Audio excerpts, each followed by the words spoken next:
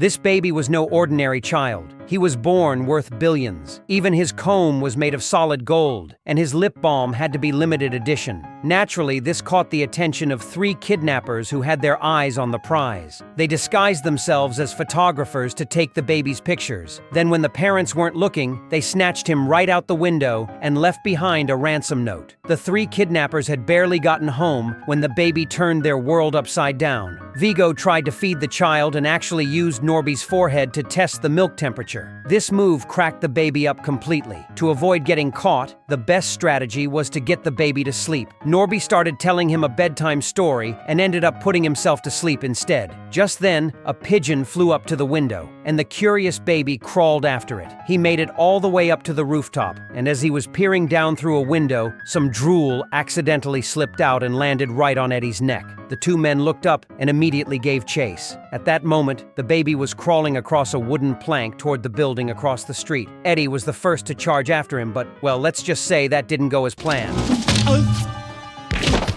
The other 2 had just helped Eddie to his feet when he was still dazed, and then, wham, it happened again.